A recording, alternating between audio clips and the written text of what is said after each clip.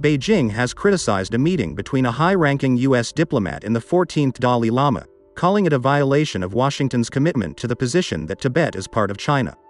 Bluntly calling the Tibetan spiritual leader a separatist, China's foreign ministry said the U.S. also interfered in domestic politics by appointing a dedicated official for Tibetan affairs. This violated Washington's obligation never to support Tibetan separatists, the ministry added. Beijing's decisive response followed a meeting with the Dalai Lama by Uzra Zia, the U.S. Special Coordinator for Tibetan Affairs, the first such visit by a senior official from a U.S. presidential administration. They discussed the traditions of freedom and democracy in the U.S. and India, and Zia conveyed Biden's greetings to the Dalai Lama. Zia, who was appointed Special Coordinator for Tibetan Affairs last December, is visiting India and Nepal from May 17 to 22. First, I would like to say that the Tibetan government in exile is an openly separatist party that blatantly violates China's constitution and laws. It is illegal and is not recognized by any country in the world, Chinese Foreign Ministry spokesman Zhao Lijian said in response to a press briefing asking him to comment on Zia's visit.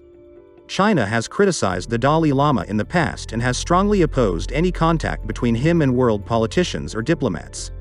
The 14th Dalai Lama is a political exile disguised as a religious person and has engaged in anti-Chinese separatist activities and attempts to separate Tibet from China, Zhao said, adding, Tibet is part of China and Tibetan religious affairs are internal Chinese affairs.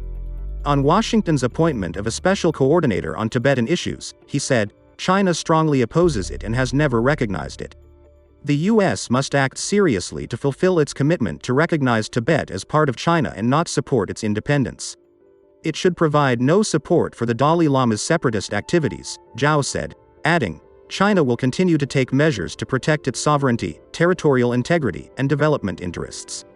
The Dalai Lama has lived in India since he fled Tibet in 1959 following Beijing's crackdown in the remote region. Beijing has been accused of isolating the Tibetan Autonomous Region by banning journalists and diplomats from traveling to the region on their own, using coercive methods against Chinese Tibetan Buddhism, and deliberately undermining the distinctive Tibetan culture and language.